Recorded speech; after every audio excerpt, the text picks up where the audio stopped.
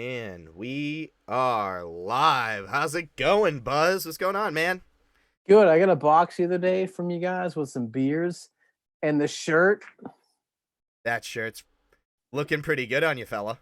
Like, I'm not trying to like shill for the podcast or anything. I just happen to be having wearing it today. That's pretty So awesome. it just kind of worked out. Yeah, it works out well. So, It's a how have you quality been? tee. I'm well. I can't complain, but I still will. Still. So, I know you're probably hankering to get back out on the road and start touring, man, huh? I'm so hankering to get back on the road that I just did a 2-week tour by myself. Yeah, I noticed. I followed your little Instagram journey. That was pretty cool. No shows. Just I got in a van and just drove around and camped out. That's pretty cool, man. Sometimes you just gotta unwind. It was super fun. That sounds awesome.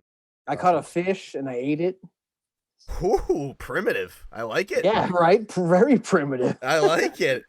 At least we know we can count on you. Anything happens, at least we know you can catch and cook fish. I don't know how. Our drummer Nick Pierce, he's the woodsman of the group. Oh yeah? Yeah, I texted him like, I caught a fish. I want to eat it. What do I do? He never answered me. So I just ate it raw like a popsicle. Like Danny DeVito in the Batman movie. Just eating fish heads. Yeah. So welcome to Bands Brews and BS. The whole point of the podcast is just sort of like finding out musician starts. I mean, I know it's cool to talk about all the famous stuff and things like that, but it's always really cool to learn about musicians that come from like, you know, the local New England area, or even like, you know, what the hell did you get into guitar for? Like, why was it? Who was your influences? So like, to start it off, like, take me back, you know, as a kid. What were some of the past bands that like really influenced you to start playing guitar? First, when I started playing, I love guitar from an early age. My uncle had old guitars, and I always begged my parents for one, and they were like, "Nah, we ain't gonna get you one because I was into so many different things. I was skateboarding. They're like, you don't have time for that." So they never bought me a guitar. But I had an older brother, and this is crucial to any guitar player story or any heavy metal fan story. Older brother in heavy metal. Heavy metal dudes would come over to the house with the guitars. I'm like, man, that's a cool looking guitar. So I would like make pretend I was sick from school Mm-hmm. and stay home and then play their guitars. That's pretty cool. So like that's kind of like my older brother got me into guitar because he was a few years older. And like when I was a kid in the 90s, those like older heavy metal dudes were some gnarly figures. Really? Like just gnarly looking dudes, you know, tattoos, smoked butts, jean vests with like full size patches. So I was like, I'm into this scene. But I was a kid, so like, you know, whatever. That's pretty awesome, man. So it's sort of like the how they always like stereotype rock music and like bikies, but it's like, no, they were just like the heavy metal dudes back in the day. Yeah, just like stereotypical heavy metal dudes. That's pretty fucking cool. So, So I got stoked on that and just started playing guitar because of those dudes. so what bands were they into that got you into guitar? Were you just like, was it random? Like, was it hair metal or was it metal? Yeah, metal? it was old Megadeth, Metallica, Kill 'Em All, like Exodus, stuff that I didn't even really find until later because I was more into like punk rock and hardcore skate rock type of stuff. Okay. But like, because at the time it was like you were either into hardcore or you were a long-haired like heavy metal jean jacket wearing guy, and I Okay. kind of leaned into the more of the punk rock skateboard scene. And my brother was on the other end of that. And he would put me on like Obituary and Metallica, Megadeth, and Exodus, Creator. Okay. So that's kind of like that kind of put me on the metal at that age. Awesome. What beer did you grab? I have this pulpy. Okay. Not my pulpy. I mean, if I'm going to be honest, I already drank two of the ones that you That's got totally sent. fine, I man. had the Hemi, That was a 10%er. Oh yeah. That was a real good one. And I had one other one today. I forget what it was. But these are good beers. And you know what I usually find is like if it's a smaller brewery, I find that sometimes it's fucking rubbish. Yeah. These ones are good. Thanks, man. I appreciate it. Because Cheers. I go like I always experiment with like, you know, local breweries, this and that. I find myself going back to like, I hate to say it, as a punk rocker, it hurts me to say, I always go Lagunitas, Sierra Nevada, Mm-hmm. like the big ones. Like I always lean towards those because some of the weird offshoot ones are like ishy, but these are all good. And you know what's good about them is I can go from one to the other, which is my problem with like IPAs, especially.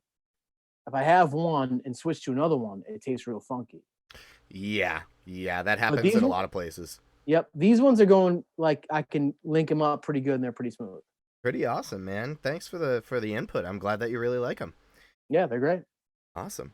So who now so you started playing guitar, they were listening to hair metal, you were into this, hardcore skater punk rock scene.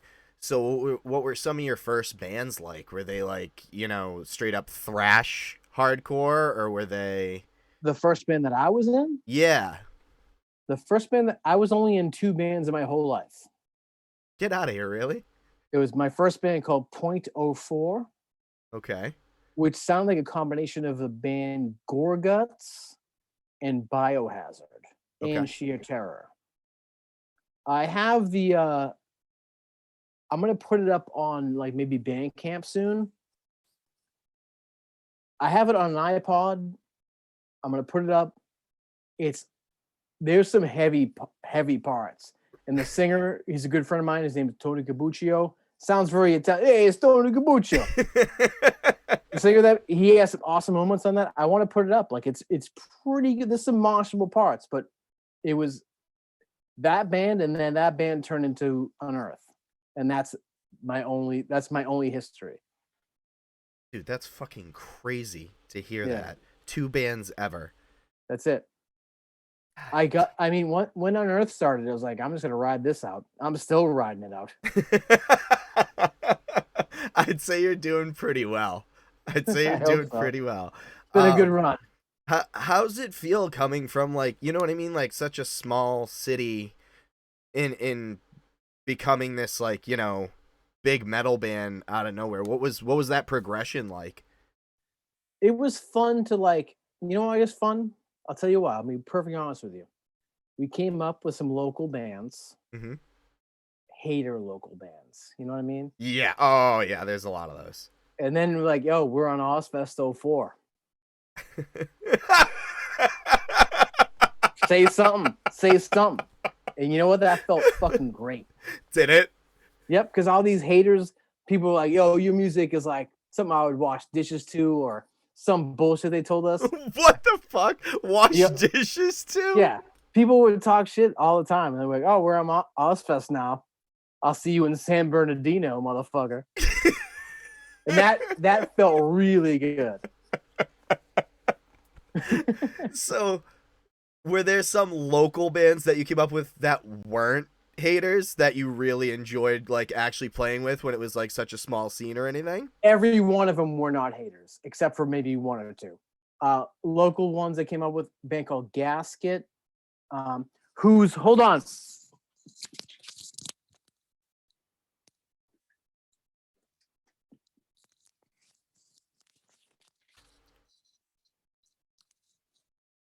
I had to reach for something. There was a local band called Gasket. We came up with, and I'm still good friends with the bass player. Mm-hmm.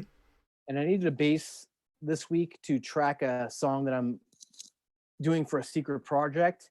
And the bass player from Gasket let me use his nice Ernie Ball bass. Oh, that's a really nice Ernie Ball. And it sounds, I'm not a bass player at all. I'm clowning around with this shit. But so to give you an idea of like how tight we are with that local scene still, some of my homies for 20 years are still out here. And they go, yo, you need a bass? Like, take it, So I'm a sell for weed. It's- so so in your local group of friends in that area, was it really cool to kind of like play these random local shows and shit like that? Like I always try to talk to people about that. Like a lot of people don't understand. You don't just go from being a band that practices in a garage to fucking on a major label. You play local church venues and Yep. YMCA's and stuff. So You get any type of venue or box that you can put you and your friends' bands in and charge somebody $5 to come in to pay the bands. That was like the motivation back then. It's like I booked the first Unearth show at a VFW hall, $5. I was at the door putting X's on people's hands, and people were like scamming it, and they brought their own markers and were Xing up. Whatever.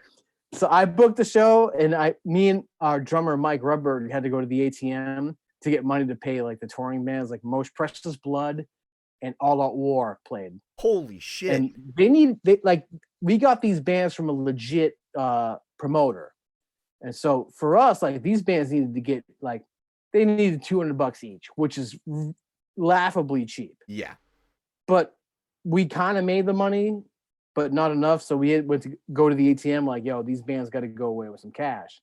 Mhm. But that was our first show.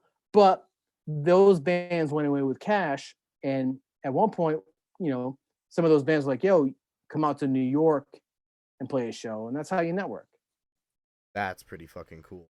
That's really cool. So the shows that I've always watched you guys at is actually the New England Metal and Hardcore Festival. Great historic fest. So like since '04 forward is every time that I've gone and seen you guys. So like what was it like when that actually started out, New England Metal and Hardcore Festival? That was awesome.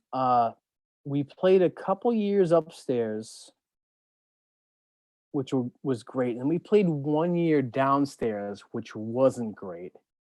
How come it wasn't great? We were the first band on Friday, the opening day. Oh. The very first band downstairs, and they're like, "All right, go downstairs Palladium." Nobody in the building. Fuck. So if you know the Palladium, the line starts to the right of the stage. Yep. So if you're on the stage, you can literally look outside, and there's a line. You can see the line, but people just weren't getting in. So we're playing in that gigantic room to nobody. To the people on the side of the line. And there was people in line like, yo, we can't wait to get in. And like, sorry, we're playing now. And I remember I was really sick. And I was like, I had gotten the flu or something. I was like, cool, this is a great way. Cause I live, 50 minutes from there, an hour from there. Yeah. And to add insult to injury, we played the show. I was like, I'm out of here. I left and I went back to get on the Mass Pike. Mm-hmm. And I took the west exit. Oh, fuck. And it's 20 miles to the next fucking exit to even turn around. I was like, I hate being in a band. Having the fucking flu and then going 20 miles in the wrong direction. Because I was so confused because I was sick and I went in 40 minutes. But fuck. the Worcester Metal Fest is the greatest metal fest in the world. We've done it since we've opened up the second stage, we've opened up the main stage, we've headlined the main stage, like played so many great shows there. It's when we retire, they need to put our fucking backdrop into the rafters there. Yes, they do. Yes, they do. Because they the Palladium is such a landmark for you guys. They need to have a section of the rafters like the Boston Bruins, like the Fleet Center, like raise up their banner to the rafters. Yup, you guys, Kill Switch Engage. Shadows Fall. You want some insight on Shadows Fall right now? Yes, I do, because I was actually gonna ask you about them. I'm not gonna say anything, but I'm gonna tell you that it's gonna happen. Really? I'm not gonna say when or where. Oh man, dude, you don't know how excited that gets me, because I was looking back and looking at 2004. You guys played with them there, and I was just like, wow, I really fucking miss that band. Like, I haven't heard anything in so long, and then I'm like, oh wait, wow, they just kind of I They don't were even. such a great metal band. You know what happened is they got that. I think Atlantic signed them. Hmm. They had this big thing, and everything was in the right direction. And then everybody who believed in them at Atlantic got fired. Oh, what the fuck? So, like, they hit a ballad, which is like, whether you like it or not, they were going for it. Yeah. Like, they were like, fuck it, we're going to go for it because that's who they are. They're fucking old 80s metal guys. Yeah. They're going to go for it. Yeah. But they had all this cool shit written, and then everyone who believed in them at the label got fired, and now they're just left high and dry with a cool record that never really went anywhere. It's tragic. Fuck, man. I thought they were so fucking talented. I They mean, still are. yeah, oh yeah, they still are, and it's crazy Yeah. because it's like all the talent that came out during that time, like Lamb of God, you guys, them, like it was just such. It's like we got fucking spoiled. Yeah. In a short amount of time. So many great bands. Be ready around December. Don't tell anyone else this. Don't tell anyone else this. You're live, you clown. I know. I'm just kidding. But listen, I'm hyping it up. Be ready, dude. I am. Don't fucking make promises you can't keep. Listen. I get inside information. Listen. We're on the show too. Fucking yes. I'm not gonna say if it's happening or not, but I'm just gonna say that something's going down. We got Corey1229. I had heard December as well. We got in the chat Corey1229. It'll come out soon enough. But I love to have information that no one else has, and I can't not spill the beans. That's fucking awesome. So starting out playing guitar in Unearth, what was just Ibanez your shit when you first started? Because you were kind of notorious for being the Ibanez guy. So was that just like a favorite guitar style, or was it just like that's what you were used to playing? It was always my favorite guitar style, and then they made it 7 strings, which was like, we didn't really need them. It just felt like we wanted to go that way. Early, maybe 98. Excuse me, I'm gonna burp. Go for it. Some people call it ASMR. Yeah, some people do call it. No, Ibanez had those 7 strings, and I was like, man, I always loved Ibanez. And then they made the 7 strings, and me and Ken were all about it. And when I met Ken, he had an old Ibanez Universe, and I was like, yo, this dude is gonna be in my band someday, because he had that Universe. Mm-hmm. I was like, that guy's gonna be in my band. Be careful what you wish for. So how did you and Ken link up? Tell me about that. Our local bands played together. Okay. He was in a band called Point Blank. No. Hollow Point. Hollow Point. Okay. Hollow Point. So my old band .04 would play shows with his band Hollow Point. And I remember playing a show together and seeing this kid. He was a hockey player jock. So he had like this hockey jock hawk thing, full Adidas tracksuit. Yeah, like fucking Russian Adidas tracksuit? Yep. Like he looked like an Armenian truck driver. And I saw him play, and he's like fucking just shredding. And then at one point, and this is classic Susie, he stopped playing the song, flipped the guitar over, and started playing the back of it. Just and fucking with people. I was like, that's what I want to. That's that type of vibe I want in a band.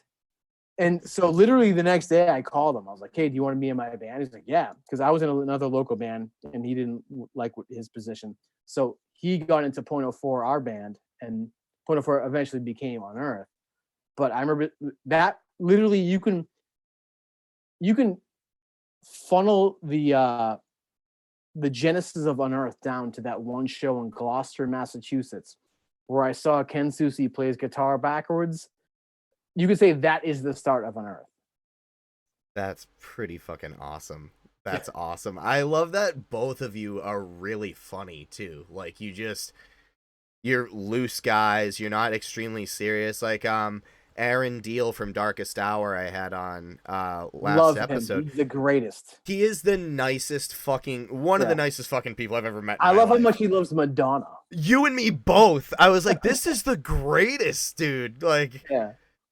So we were talking about it, and I was just like, it's so fun to know the people that you like in metal music, because it's so heavy, are actually fun, like, goofy, easygoing people.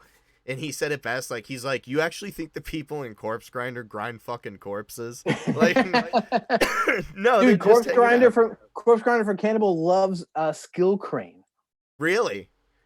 Dude, Corpse Grinder, or George, as his friends call him, if you catch him at a Skill Crane, you know the Skill Crane game? Yeah. He is nice at Skill Crane. Really? Like, nice. That's pretty fucking cool. So that's like anytime he's in a Skill Crane, he just rips stuffed animals. That's so awesome. Yeah. So the local scene in Lynn, what was that sort of like for you guys? So like, it was such a hardcore based community. So like, that's what I always talk about. I started out playing local music in Massachusetts in like the pop punk scene, then went to the metalcore scene, and then stayed in the metalcore scene. Not gonna lie, most of the bands I was in ripped off shit that you guys did. Not the cool solos and riffs, just the breakdowns. We couldn't play half the shit you guys played. If anybody ripped off anything I've ever did in my life, I am flattered. We were huge fans of it because we were just like, do you hear this fucking breakdown? Do you hear this breakdown? Every time, so like Endless, we were just like, really? It's a classic breakdown. It's a classic breakdown. We stole it from Undying. Really? Yeah. It's not, we didn't steal it directly, but that was at that time when we came up with that breakdown, nobody was really doing that. I call it the North Carolina two-step, because there was two bands from North Carolina called Prayer for Cleansing, who went on to be Between the Buried and Me, and a band called Undying. And I was on tour. Remember a band called Diecast? Yes. I had filled in for them on tour early on. Like, I was like, I'll never get to go on tour ever. And these guys were like, yo, do you want to fill in for a guitar player? I'm like, fuck, we're going to like Georgia. I'm like, yeah, let's go play. So we get down to North Carolina. Diecast plays a show with this band, Undying and Prayer for Cleansing. And they have these single note leads harmonized, and then the dun dun dun dun dun dun dun dun, that classic kind of two-steppy, matching up the kick drums with the right hand, which had never been done like that before. So I grabbed the demo and I called our drummer at the time, Mike Rudberg. I'm like, this is what we're doing. And nobody had known. I finished that tour, went home, and we took all their fucking ideas. And that's Unearth. That's fucking awesome. So go ahead. No, I had nothing to say. Oh. So did the 7 strings start at the start of Unearth, or did it come later? No, we started Unearth with 7 strings. I don't remember why. I remember seeing one at Guitar Center and buying it, just being interested, like that it looked big. Okay. Yeah. I was like, oh, this looks cool. The extra tuning peg does make it look like a lot bigger. And then, because Ken was the man, he had a couple, because he had like an OG Universe and stuff. But I was like, yeah, let's do this. And the only thing at the time, people were calling us like Korn ripoffs as soon as they walked in. This was like so early on in the 7 strings that if somebody walked into the club and saw an extra string on the guitar, they'd be like, what are you guys, Korn? Like, no, we're just gonna play some breakdowns and some weird shit for you, It's a weird time, but we loved it. I just loved the way it looked and how much strings it had. It was very fascinating to us. Imagine going from people giving you shit for 7 strings to now, if you don't play 7 strings, no one gives a fuck about you. No one gives a fuck about you. Yeah. And then people are like, oh, 6 strings. I fucking remember my first guitar. Like, that's how they talk about it. What's that, standard E? Yeah. So, like, for you, who were some of the favorite, like, not who, but where are some of the favorite shows past, present and future that you want to play? But, like, in the past, what were some places you really fucking look forward to playing? I always loved West Coast was very nice to us early on. Showcase Theater in Corona Okay. was a amazing spot where it was like just super punk rock DIY. People like where you could jump out of the balcony into the crowd type of place, and nobody would fuck with you. Jesus Christ. Like one of the places, like if you ever seen our Endless video, Yep. that was filmed at the Showcase. Okay. It was like policed by the people who went there. Mm-hmm. I don't know if that time might be gone. You can't really have that type of place anymore. There's so many places, dude, that you can't have anymore. Like, yeah, because there's a thing called the fire code. Apparently, I don't know what the fuck that is. Exactly. And you know what? I've played shows recently. They're like, "Oh, it's sold out." I'm like, "Really?" Because I see space. Yeah. Like back in the day, they would just jam motherfuckers in there, and nobody was looking. Yeah. No one was looking. They're not doing that anymore. No. And now let's see what fucking happens. I mean, I don't know. Unearth could probably have normal shows in Florida. Yeah. Probably. I was just in Florida like last week. I took a drive from Salem to Florida. I took 2 weeks. I rented a van and just drove around and camped out in like Tennessee, Awesome. Georgia, saw some people in Florida. And once you get below Pennsylvania, nobody's wearing masks and nobody gives a fuck anymore, Yeah, exactly. Crazy. I was at a bar in like Tennessee or Nashville, outside of Nashville. I'm gonna name drop here real quick. Oh. Because that's what you do. So I went to visit my friend Mark Lewis, did our record Watches of Rule. Famous producer, does a bunch of record. Not Eyal, but Emil Rorsler, the greatest guitar player in the universe. He was there. Dusty Waring from Between the Buried and Me was there. Ryan Knight from ex Black Dahlia Murder. We all hung out, and it was a guitar summit.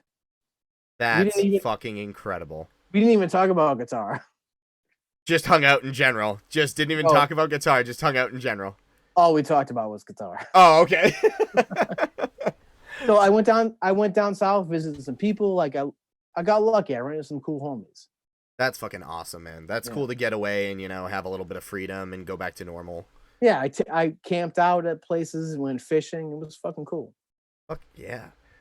So it's really funny that you said ex Black Dahlia Murder. It was you guys, the Black Dahlia Murder, and for the longest time, as Blood Runs Black. Were like three bands that like my group of friends would listen to all the time. You guys, because you were from Lynn, literally right the next city over from us. The good city. Yeah, the good city. The one that if you go in, you don't come out the same way you went. Whatever the fuck the rhyme is, you know what I mean? Yeah. You never come out the way you came in. Yeah. So like it's one of those things, but like it was really funny to watch your guys' progression throughout the metal scene of being like, everyone was like, oh yeah, Unearth, you ever see Buzz when he plays a live show and he's in Massachusetts? He's got like a Lynn softball t-shirt on. So everyone would always be like, he's got a Lynn softball t-shirt. He's from, oh geez, he's got it.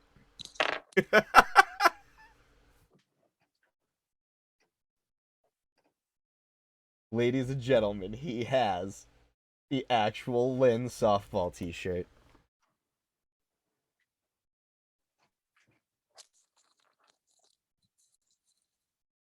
He's got it. Still have it. There it is. Hold on. It's inside out. It's fucking notorious, dude. You know why? Is I used to be a janitor at Lynn High School. Get the fuck out of here, really? Yep. There it is, Lynn English softball. That's the OG one. I was a janitor at Lynn English High School for 5 years. I used to work third shift. Wrote most of the Oncoming Storm record in the music room there. Really? Yeah. So I worked overnight as a janitor. They gave me a ton of money to do fucking 40 minutes worth of work. if you did the job good. Yeah. I'd crush it and be like, I got 7 hours and 20 minutes left. So I bring a guitar in and bring maybe, you remember those old pod, like bean? Yeah. Pods? So I bring that into the music room, and I will plug in. I bring my guitar on the pod, bring it into I plug into a keyboard amp, and just riff out all night. And there was a phone in the music room. So what I would do is I would call my voicemail at home, my answering machine, the one that had like the weird. I call my.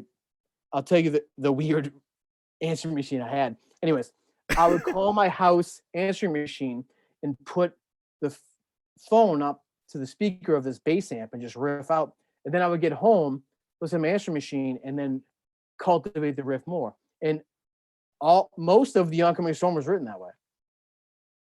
Are you fucking with me right now? No, I owe everything to the Lynn Public School System.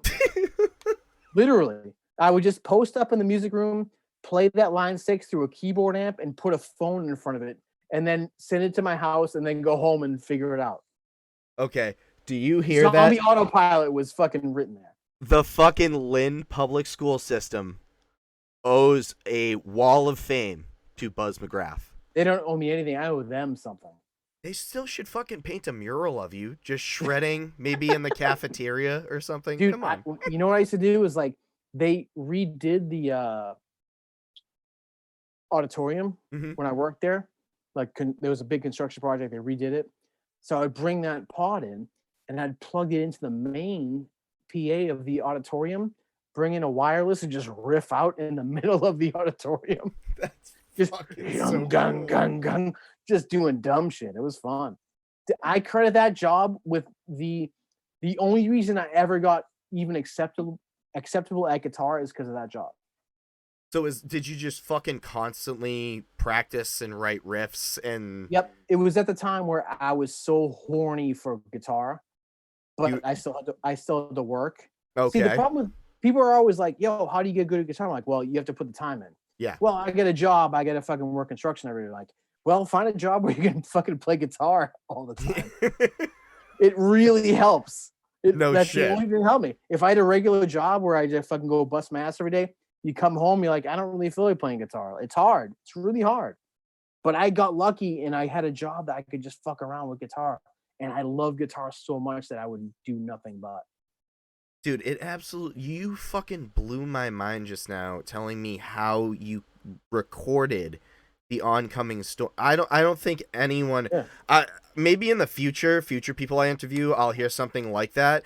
But that's got to be one of the coolest fucking creative things. I would have never even thought of that. Like, I don't think many people would have thought of that. Because it was before, like, you could record, like, I didn't have a phone. Like, right. It was 03. So I didn't really have a cell phone. I just, like, would pick up the school phone, dial 9, and then my house number and, like, put it in front of a bass amp, like, and then just fucking, and then just go home and be like, oh, that's Zombie Autopilot now. That's so fucking cool. So, like, the progression throughout the music for Unearth, from, being more so breakdowny chuggy in the first couple albums, and then getting more and more fucking complex, is that just because you had more and more time to spend on guitar, and you're like, every time I progress, I'm going to make some outrageous shit? Because I have to say, The March has to be one of the most outrageous fucking songs. Along with, some of the ones that are on Incinerate? Extinctions, sorry. Incinerate is the first song. Incinerate's the first song. So yeah. I was close. I was backwards. But took me a minute too. Yeah.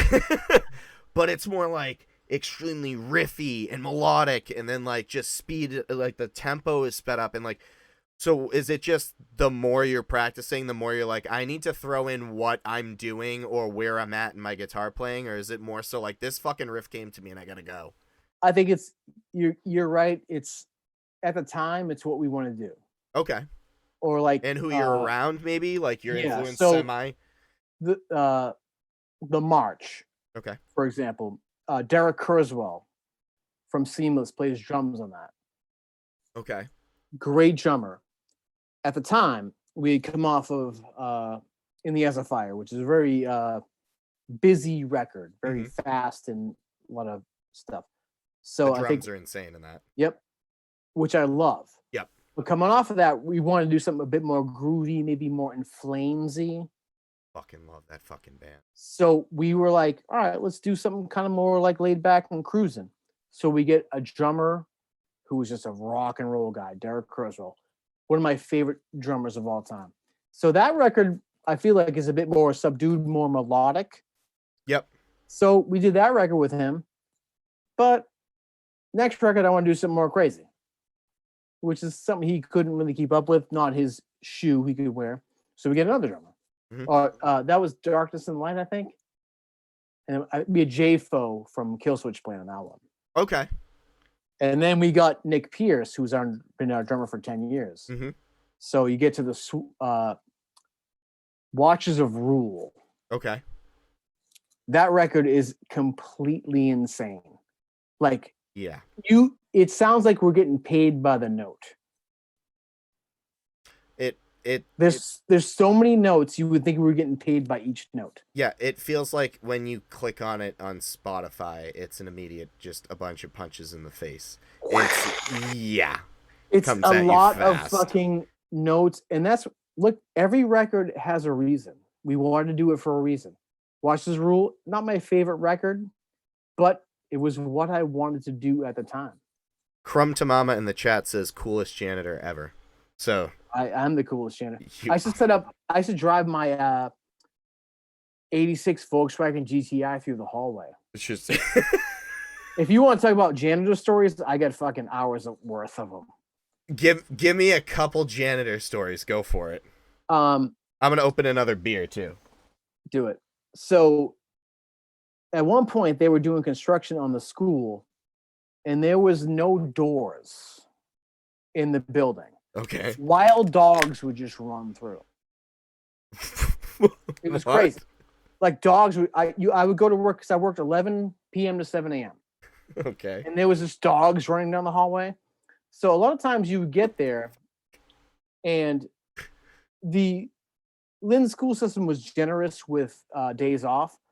So a lot of times you'd find yourself there overnight by yourself, which is kind of terrifying. Yeah. So one day I would go into the janitor's office, and they were like, all right, move desks from point A to point B. I'm like, all right, well, what's the most efficient way to do this? There's no doors. So I had an 87 Volkswagen GTI, my favorite car of all time, fucking driving it down the hallway, put the hatch up, through 4 desks, and at a time make 2 trips, done. The whole hallway smelled like exhaust. It was dope. Also, like, look, I don't know how much time you got. I have so much time. Every Thursday was basically my Friday. Okay. So I'd stop and get a 40, put it in a backpack, store it in an abandoned locker. I do my job, get it all tightened up, grab that backpack, head up to the roof, or grab tennis balls, head up to the roof. Sit up on the roof, rip a 40. So there's a field out back, and car full of girls would show up, smoke a weed or whatever. And you could see them, like, one girl would get out and kind of do the thing, and they would get all the weed shit off their shirt. Oh yeah. Roll on. So I knew they were doing it. So I'd be up there with tennis balls. So the windows would open, and there'd be like some smoke coming out, some weed smoke.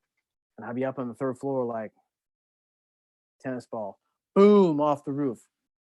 All of a sudden, these girls are freaking out. Headlights are on.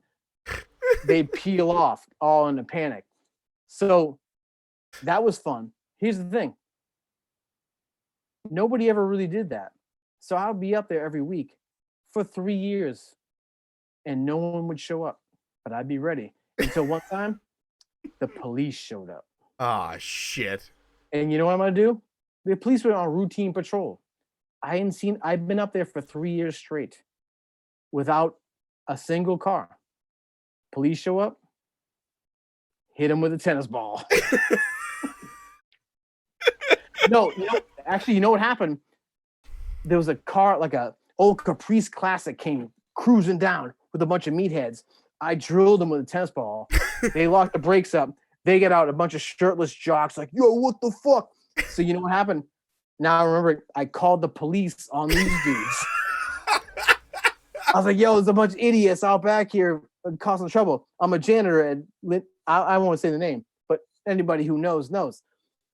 So those dudes dip, and the police came later to get him. So I threw the tennis ball at the police. I set up pitching machines in the hallway. Or the one time that I almost got caught stealing some shit. All right, real quick. So they installed cameras when they did this construction, the aforementioned construction project. Mm-hmm. So there was a snack shed in the cafeteria, which I used to get into with a key. Mm-hmm. You could just stick the key in the jam and just hit the lock, and it would come right out. Mm-hmm. I go in there, get like some Powerades and some Rice Krispie treats. Oh, fuck yeah. So there was someone in the chat. My boss's dad was a Lynn cop. Is he the crooked ass Lynn cop I used to live next to? Is he the I used to live next to a lot of crooked Lynn cops. Really? Anyways, before this,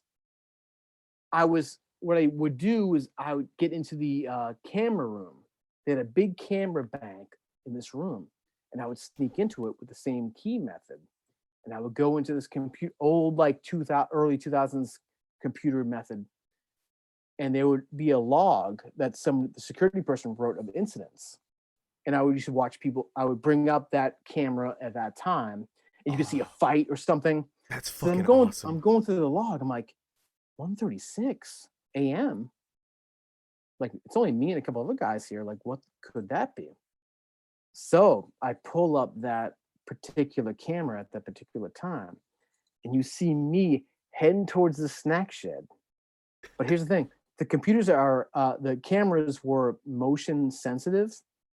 Oh, okay. You see me head towards this door, then I disappear because I'm out of the camera's motion sensor, and then I reappear with just a breast full of snacks. And I'm seeing this. I'm like, how has nobody came to get me yet?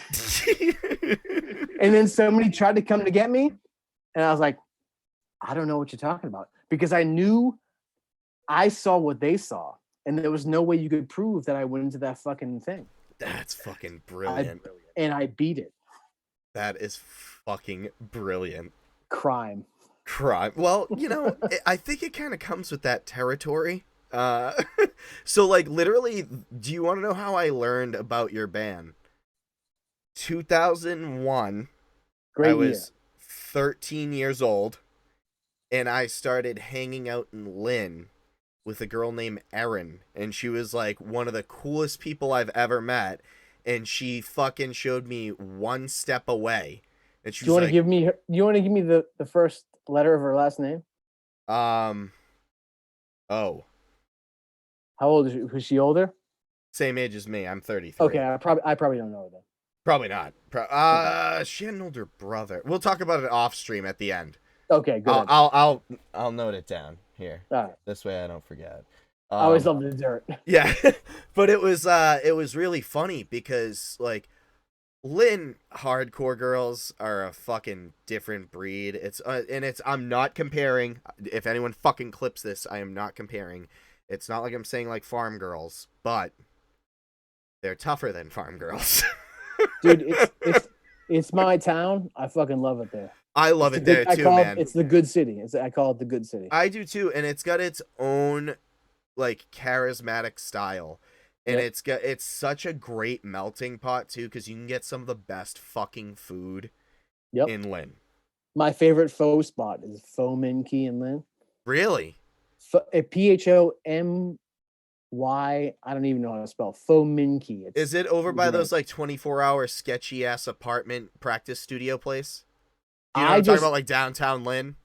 I Uber Eats it to Salem. There you go. That fucking dude. You want to hear about the time I found $700 down by the old practice space?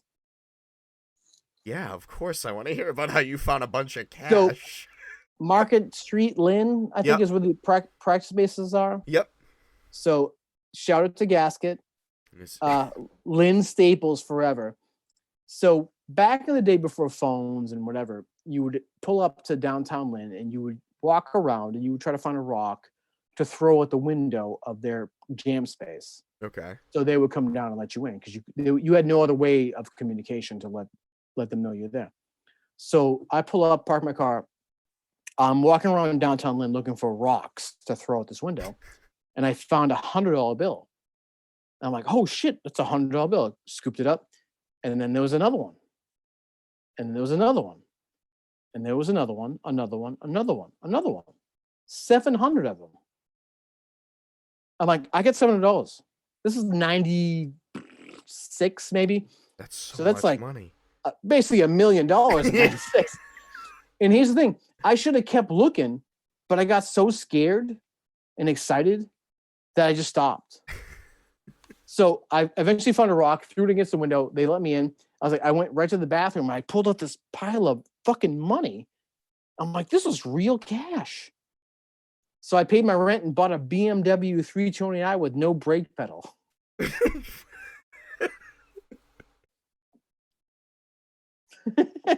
It didn't have a brake pedal. It was a manual, so I was just downshift. It was a wild car. God damn, talking about taking a fucking risk. You're like $700. I got it covered. I know exactly what I'm getting with this. But yeah, I just found it on the street of downtown Lynn. You can ask my ex-wife, who my girlfriend at the time. She's like, yeah, you found a bunch of money. Didn't take me out to eat. I can't believe you found 700 fucking dollars. I could picture like maybe a used needle, a fucking. Do you want to know the weirder part bag. of that? You want to know the weirder part of that story? What? Because I had a couple of friends who were up in that jam room before I got there, and they came out to their car, and there was $100 bill under the windshield wiper. Someone like rob a fucking bank and just went Robin Hood? I would be willing to give that money back just to find out what happened. And that's Lynn. That fucking place. Like I said, it's got so much character. Yeah. Have you ever been to Nightshade Noodle Bar in Lynn? Crumb de Mama asks. I've been dying to go there, speaking of great food. No. It's apparently it's like this super popular, like upscale Asian fusion restaurant in Lynn. Lynn, I know Lynn has like been trying for a long time to turn it around, and they have some cool spots down there. Buddy of mine's family actually owns an Italian restaurant that's down there now called Rossetti's. I love Rossetti's. So that's my butt. So the kid that ripped off your music. That ripped off your music. Yeah, that's his family's restaurant. What day you work? I'm coming in and getting a free chicken parm. You hear that, Mike? I get a free chicken parm coming. There you go. Perfect. I'm going to text him now and tell him that. So, for you, like I was saying, like old school shows and stuff like that you liked playing, what are some venues to date that you really love playing when you go out again? Like, what are some venues you're really looking forward to playing, or maybe even festivals or some shit? There's not a lot. Like, a lot of the ones went away. There's like Showcase in Corona. I think we maybe talked about that, where the Endless video was played. That was dope. Mm-hmm. The Norva in Norfolk, Virginia. Yep. As far as like the shows are good, but the backstage accommodations, there's a hot tub backstage and a basketball court for the bands. That's cool as like a tired old man. Like, you like that shit. But if you want to talk about like punk rock venues, like, I wrote another one down. No, I just wrote down Showcase. We played CBGB's like when it first was open. Oh, really? Yeah. What a fucking landmark, man. Yeah, it was awesome to play there. Like, just any place that like just has a cool vibe and like cool shows. Yeah, CB's was dope. Like, we used to show up there late and just rip it, just have diarrhea and just fucking. We would be like 40 minutes late for our set, and we go in there and like, there's no better stage energy than when you fight your way through traffic for hours and holding back a poop, and then you just like, yo, you have to be on stage right now, and you fucking explode. Those are the best shows of all time, because like, you've been like, all right, we drove 17 hours to get here, get on stage. We flew to Belgium one time and just played one show, and we literally flew in, got on stage. Like, if you think I'm not gonna fucking not kill this after being in the air for 7 hours, you're wrong. It's gonna be the best show you've ever seen. So it's always a struggle that makes a good show. So you flew in for one show. What show was that? Grass Pop. Oh, okay. Yeah, I think Okay. I don't know why we just had one. I think somebody had something going on, but the money was good enough that we just flew in for the one. That's fucking cool. And I was That's like, cool. all right, well, there's one here, man. Fucking make it worth it. Because like you flew all the way fucking there. If Yeah. you show up and just fucking kind of headbang softly, like you're a punk. Yeah, you're not fucking giving your all there. Yeah, you better give it more than you have to give because you fucking flew all that way. So for you playing here and playing across the pond, what's the major difference? I mean, in Europe, you know, well, the accommodations are way better. First of all, I've heard that. Aaron said the same thing. Everybody literally that's been across the pond. You can play like a dive bar, and they'll find a place in the basement of the bar to set you up with some food and a shower. It's crazy. Wow. But I love it here. You know why? Because it's fucking America, and there's a TGI Fridays or an Applebee's that can just tear the fuck up, and that's awesome. But like, we do maybe a little bit better in Europe. I don't know. We're kind of the same. We're kind of the same everywhere. So for touring partners, who are some bands you really like touring with? Because I know you guys are really good friends with, the Black Dahlia Murder, which, yep. I mean, the first song I ever heard by those guys was Funeral Thirst. And the kid that his parents own Rossetti's, he showed me that song, and I had never heard blast beats before. That was my first experience being like, how is this electronic? Is this a real drummer? And he was like, no, dude, that's a real fucking drummer. Black Dahlia is my top modern death metal band. They're not even modern anymore. No.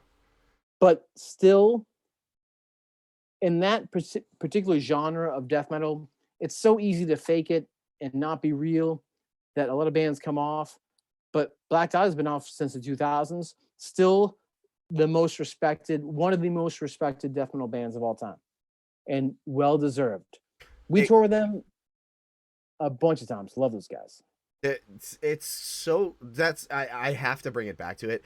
It is so cool to hear that like metal musicians, like Aaron said, corpse grinder doesn't cry fucking corpses. Like, it's so cool to hear that people are so friendly and fun to be around, and they're not like fucking dickheads that you're literally like, you know what, I'm gonna sit in the van or the bus the whole time while we're on this tour because I really don't feel like hanging out with them. You know what I mean? Last time I saw Black Dahlia, we were in Mexico City at a festival, and we had a golf cart that was being driven by somebody else, and they were in a golf cart being driven by somebody else on the way back to the dressing rooms. Mm-hmm. And I stood up on the golf cart and I yelled at Trevor at Black Dahlia, and I was like, "Hey, you want to see my dick?" And I just pulled my pants down. And it was fun. Everyone had a good time. And you want to hear a story about how I got kicked out of Alice Cooper's dressing room that night? Yes. So, Mexico City at some festival, so there's like different backstage compounds. So you have like Unearth, Trivium, Black Dahlia Murder, like Trivium. These bands are in this particular compound. Lamb of God is in this other compound. I'm good friends with those guys. I'm like, oh, like, I haven't seen the dudes. Let me just go run over and fucking find those guys. So there was another compound where you need a different bracelet to get into this particular compound. So what I do is I gorilla through. So now I just like, they're like, oh, where's your bracelet? I'm like, I show my whack ass bracelet, and they're like, and I just fucking move it. So now I'm in this like weird dressing room compound. I'm like looking for, all you need to like find a Lamb of God sign for the dressing room. So I can just find one of these guys, like, and they will vouch for me. They'll vouch for you, yeah. So I'm just walking around, and everything is an Alice Cooper fucking dressing room. And I'm like, what the fuck? And there's a gang of oxed up Mexican security guards behind me. I'm like, fuck, I gotta find somebody who can vouch for me. So I find Nita Strauss, the guitar player for Alice Cooper. Yep. Wasn't more than maybe 2 weeks earlier than that. I'm in LA. We had played with Soulfly there. Met her outside. She came up to me. She said, hey, Buzz, nice show. I'm like, thank you. I was flattered that she even knew who I was. I was like, Mm-hmm. oh, cool. Like, nice to meet you. And we talked for a minute. 2 weeks later, I'm on the run backstage in Alice Cooper's dressing room, and she pops out. I'm like, hey, what's up? She's like, huh? She acted like she didn't even know me. Get the fuck out of here. So at this time, Mexican security had yoked me up in a chicken hold. Now I'm getting dragged down, embarrassed. She pretended she didn't know you, or I mean, I'm sure she didn't pretend. I think she just didn't pretend. But she came up to me in LA and she said, "What's up, Buzz?" She knew my name, and I needed her to save me in that moment, and she fucking bailed on me. I was like, "Man, fuck you." What the fuck? And then security dragged me out of the fucking place, and I never met up with the Lamb of God guys because they were in another compound that I didn't even know where it was. So I fucked that all the way up. Oh, what a bummer, man. I don't blame her. It's fine. I was probably drunk and being an idiot, which is most of the end of my stories. What's it like hanging out with the Trivium guys? Because Matt Heafy is fucking huge on Twitch. The guy, he has made Twitch into like a stomping ground for musicians now during the pandemic. He kind of made it seem like, you know. I wish I was as talented as he is. That guy is fucking awesome. And you know what? Everybody wants to hate on him because he's so good. But He's if you ever meet him, that's why motherfuckers, since that band came out, everyone's like, oh, his dad's got money and all types of bullshit. Meet Matt Heafy and realize what a fucking awesome dude he is, and then make a decision because he's a nice dude. You know what really makes me excited about that guy is the first song was that Pull Harder on the Strings of Your Martyr song. Mm-hmm. That was the first song I had ever heard by him. And then they had done that tribute with like Sum 41 in them, and they did like a cover of a Metallica song. And I had a lot of respect for him with that first song I had heard, but when I had heard them cover Metallica and going forward from that, I'm talking like I was probably 14 years old and I'm 33 now. It sounds old to some people. It's not that old. But like, it's one of those things where they've gotten better and better and better and better with every fucking album they've come out with. And I don't care if people are like, oh, they're they try to be the new age Metallica. No, they're Trivium, and I feel like they have their own sound. People have stopped even talking shit. That's my favorite part, is that people have stopped talking shit, and I think that should happen a long time ago. Yeah, they silenced the haters. Great dudes, great band. Great dudes, great band, and great personalities. I mean, that guy, like I said, like, you're fucking cool to joke around with. I mean, I've seen Ken joke around. I mean, he's one of the few guys where I think the most Return to the Pit pictures I've ever seen is him pointing at his fucking jeans because he blew the crotch out on them. You know what I mean? There was a New England Metal Fest review years ago. Somebody had reviewed it online, and it was the best review of my band ever. So every band had like a few paragraphs review. Oh, Most Precious Blood, like, yeah, it was cool, this and that.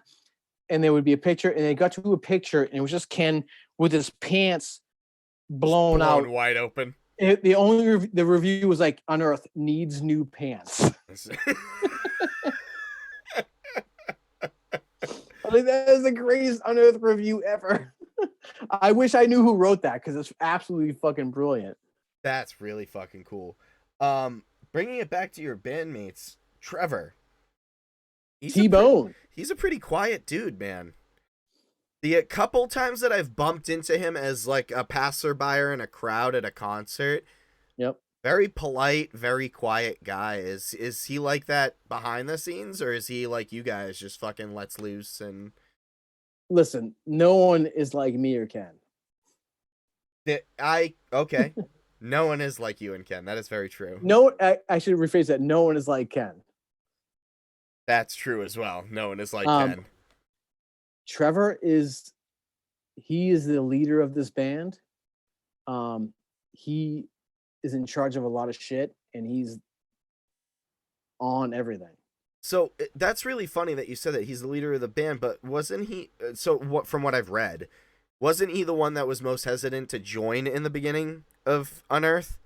Because that's what like a Um, lot of people write, but I've never actually heard that from you guys. I've never heard an yeah, interview with you yeah, maybe guys. because Ken was trying to get him in the band when our old band Point oh 04, we had fired our singer, and our band's like because Ken was in our old band Point oh 04, he was a new guy, Okay. and that's when we started being like, all right, let's try to kick this up a notch. And our singer at the time was like not really what we wanted, but we had played with Trevor's band, Okay. so he wasn't ready to leave his band because it was his band at the time.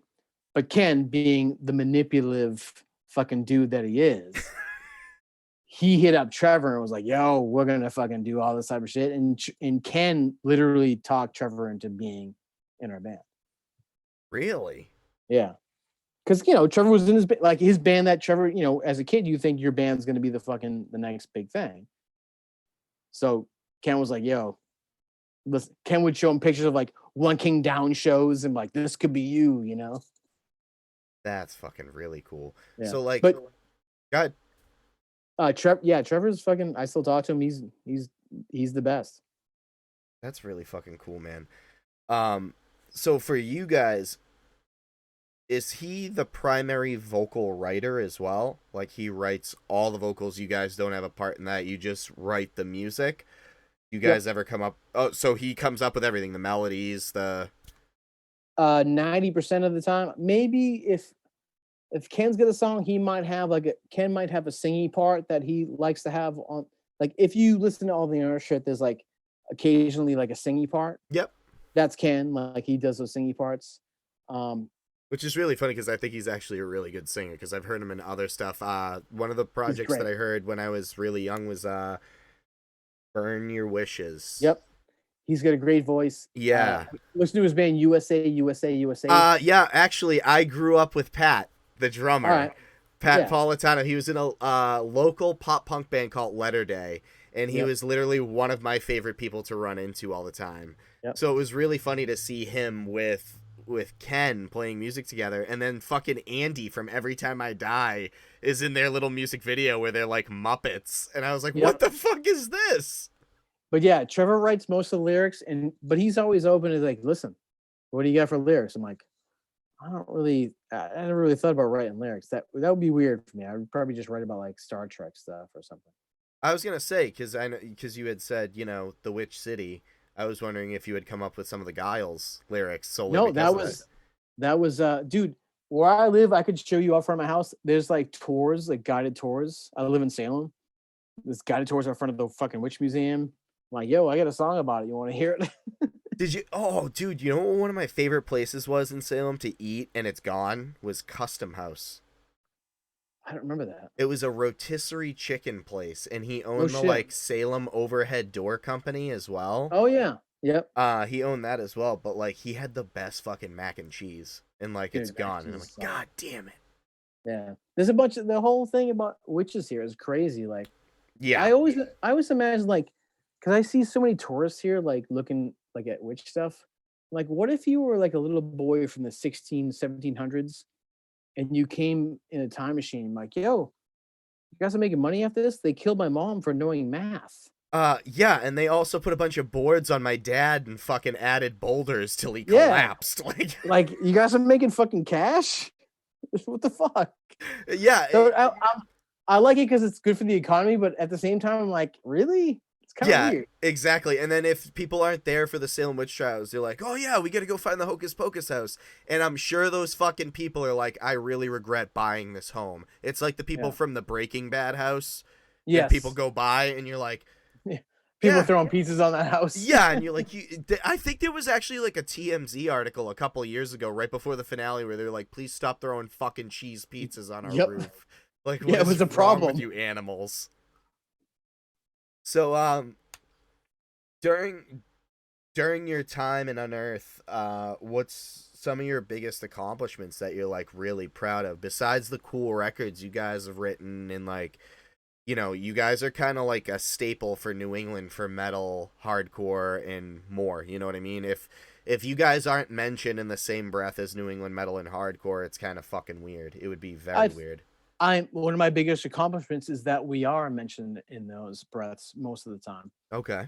Um, I just like to bring it back to like what we talked about earlier, like haters locally talking shit.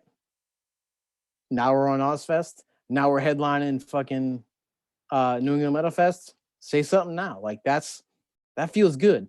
You know what I mean? Like I like it because as a hater myself. yeah, yeah. It's one of I know those what that must be things. like. It's like put your money where your fucking mouth is, and Yeah. then you guys did it. You know what I I think mean? we got lucky. We came out with a sound that nobody was really doing at a particular time.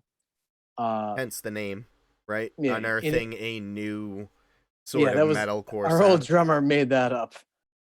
Just for the But interview, or just like off the top of his head? I don't know, like our original drummer Mike Rubber came up with it. Okay.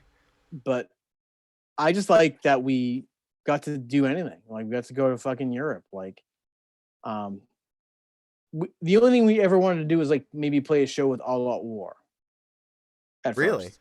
Yeah, and then we did it. Like our first show, I booked it. And we played with All Out War, That's really and it fucking could have cool. ended there. Like, but again, in the hater's face is the best accomplishment. It is the best accomplishment Yeah, because it, what do they say? Hard work out competes talent when yeah, talent doesn't do the hard work. You know what I mean? exactly. And we're not really even a big band now. We've had our ups and downs, and I'm glad to still be here. But it's cool as hell. Yeah. I. How do I say this? You say you have your ups and downs, like even if it is notoriety and things like that. But I feel like every time I see a major metal festival, if you guys aren't on it, I'm like, oh, is someone in the band? Is someone on vacation? Oh, they must be playing somewhere else. You know what I mean? Yeah. Like, and then you look it up. You know, Yeah, it's one of I those see. things. I see those festival listings too. I'm like, why aren't we on this? So I'm happy to just. I think it has evolved into like a somewhat of a heritage thing. Where like, oh, like this is these are some of the forefathers of this sound. Pay respect, and we get that respect, and I really appreciate it. you appreciate it, but I think that if you guys were stagnant and stale, I think that we would all notice because you guys had such a unique sound, and then with every album you come out with this fucking, like you said, uh, one thing. Let me come back to this. What's your least favorite album that you've written, and your most favorite album that you've written? But you can think about that while I say this. But I feel like if you guys never evolved from your first CD, Stings of Conscious, to coming to now, I feel like people would be like, oh, they're the same band that plays the same fucking breakdown and same thing. You know what I mean? Whereas you have songs where the riff is you tap soloing while you're doing the fucking some of the songs that you guys have come up with literally have been head turners for me and my friends where we're like, who the fuck is this? You know what I mean? Like the Swarm. That was a song where I was like, whoa, where did this come from? Like this big The song is so hard to play. Really? Like we would play it like live. It doesn't translate well live in like a big festival because there's so many notes. Mm-hmm. It just get lost. So a club, it's good. That like that. That's a good breakdown. And then Nick came up with that end breakdown, which is pretty tight. But that record, that might be the one that I'm like not so sure about. Really? If you made me pick one, Watchers of Rule. It's I think I tried to go so hard on that, like complicated, that it didn't really translate well. There's some cool songs, but not a lot of things we can play live because they're just so taxing. So we found ourselves, so we were playing some of them live, but we eventually like started not playing them because I was like, we're just too hard to play. Like, so we just kind of leaned on other stuff. So that might be my least favorite. I don't know, but they're all my favorite. They're all my babies, you know. Understandable. Yeah. We have a request in chat. More drunk idiot stories, please. Do you want to hear the story about how I parrot? Oh wait, I got one. I got a true one. Do you know who Rob Fusco is?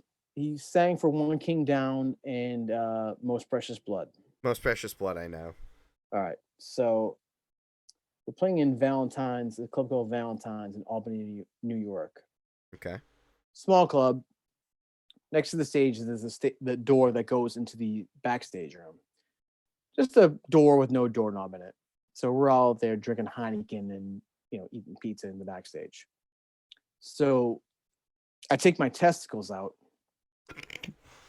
and I stuff them through the hole in the door. Like, where the door handle's supposed to go? We call it the flesh knob. So I'm just waiting for minutes. And this guy Rob, and if you get Rob, but you can ask him about this, he'll confirm. And he was like talking to somebody. He was like, "Yeah, I'm going backstage," and he grabbed onto the nuts and tried to turn them like a doorknob. But it was my nuts.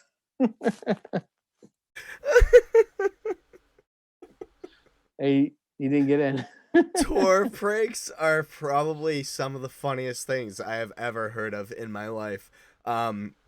Playing as like a shitty local musician and going to play other states as a young teenager, I remember vividly the sandwich punch game, which was yes, if you leave a sandwich unattended.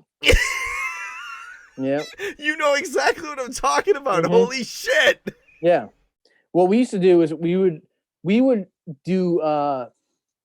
leave sandwiches filled with jelly. Get the fuck out of here! The motherfucker would hit it and get jelly on him.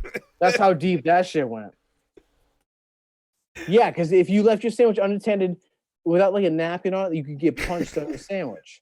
So we would fill it with jelly and fucked up shit, and they would punch it. You get jelly on you. We got another one, the hotel room key game. What's up? This is the stupidest game ever. So the hotel like key card. Yeah. You had to pass it off to somebody like in plain sight without them knowing they were taking it. Okay. There's no real consequence. Like getting iced. Yeah. Sort of like that thing. There's no real consequence to the game. Okay. Like you would just leave it in like under a sandwich, but some of it has to be visible. Okay. And somebody would pick it up.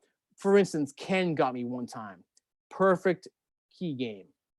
I'm like, he's in the club talking to security about where to park the van.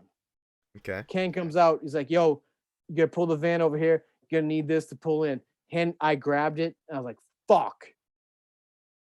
Like, you have to physically take it. That's what's so hard about it. Okay. You have to literally take the key. But the trick is to trick someone into taking the key. Oh, security says you need this to park. Okay. And you just grab it, not thinking.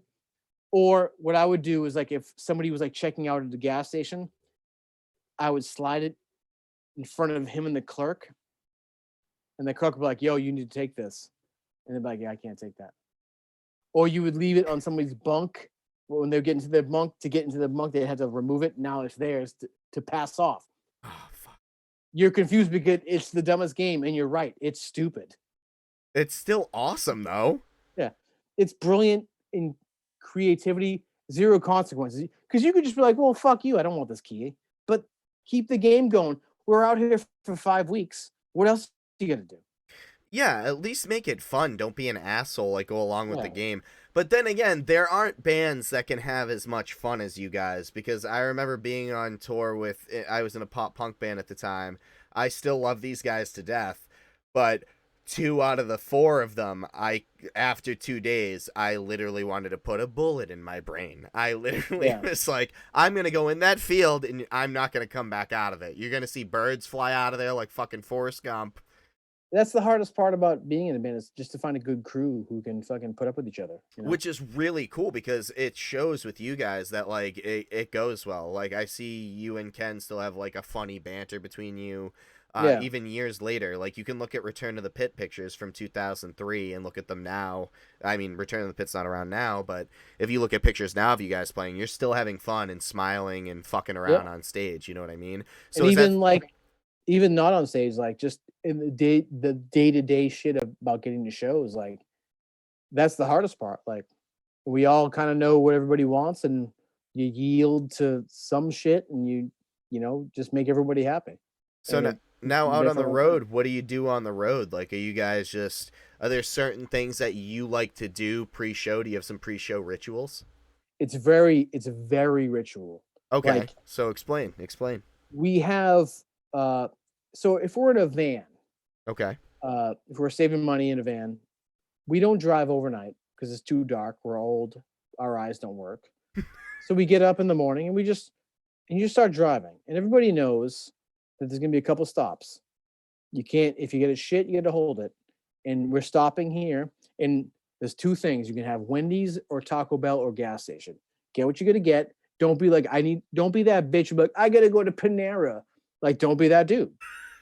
So like everyone just knows the fucking rules because we leave so late that you have no margin of error. Right. So like, listen, we could leave earlier and just go where you want to go. So there's no margin of error. Everyone knows the fucking rules. You get there, you get your shit done, and it's a machine operation. And that's like what keeps this band going. So I think I should start a petition for Wendy's and Taco Bell to sponsor Unearth. We have a big four, which is Wendy's, Taco Bell, Subway. Shit, what's the other one? I do fuck with Subway. I I used to fuck with Subway, but not too much anymore. We used to get sponsored by Taco Bell. I'm telling you this story. Yes. Feed the Beat promotion. Okay. They still do it. So it was like maybe 10 years ago. Our manager's like, yo, sign up for this Feed the Beat promotion. It's like, all right, go on this website. Are you in a band? Yes. Are you on tour? Yes.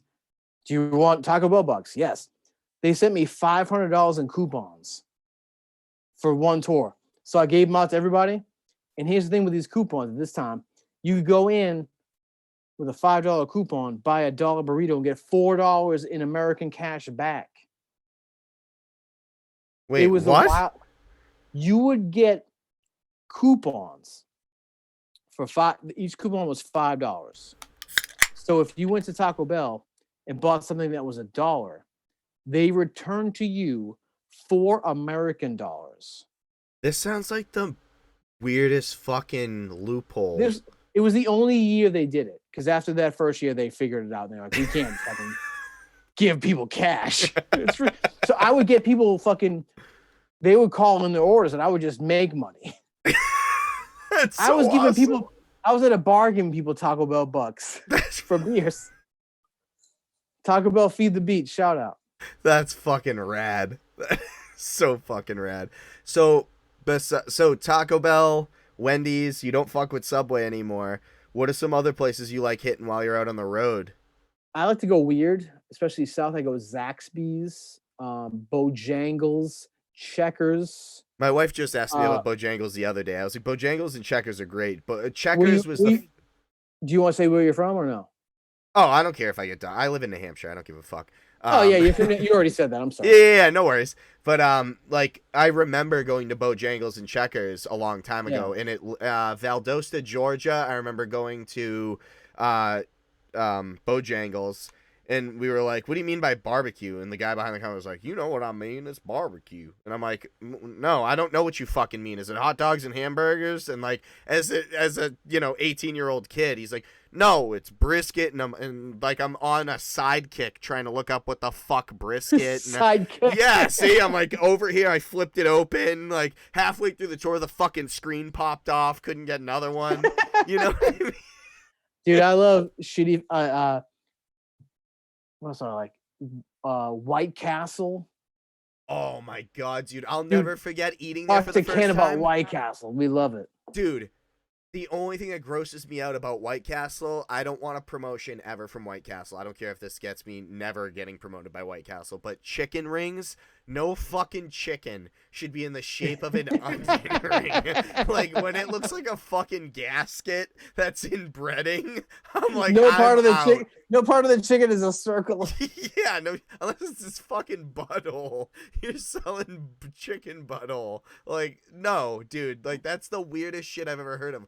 We were there and I was like, oh, I'll get the suitcase. It's like 20 fucking burgers and 20 fries. So I split it with someone else. And my buddy Mike was like, oh, I'm going to get chicken rings. And I go, do you hear what you just said? Chicken rings? That's the grossest shit I've ever heard of. Speaking of, you know who Andy Williams is? Yes, I do. One of the greatest humans of all time. I think it was Warped Tour a couple of years ago. We were on that with them. Mm-hmm. He had Uber Eatsed up about $300 worth of White Castle. No fucking way. And he just had a table and just sacks of fucking White Castle burgers. That's how he parties. One of the greatest humans in the world. It is the coolest thing in the world to see him wrestling professionally right now. One of my friends who's like not like in the music, just a wrestling guy. He's like, you know that guy? Like, he's a legit wrestling fan, and like, yo, Andy's doing some good shit in fucking wrestling. Like when my friends like, you know that guy? I'm like, yeah, he's fucking awesome dude. That's really he's a straight edge guy, right? He's still always has been. Yeah, that's really cool about him. Yeah. I've had so much respect for that fucking band. I remember listening to Hot Damn.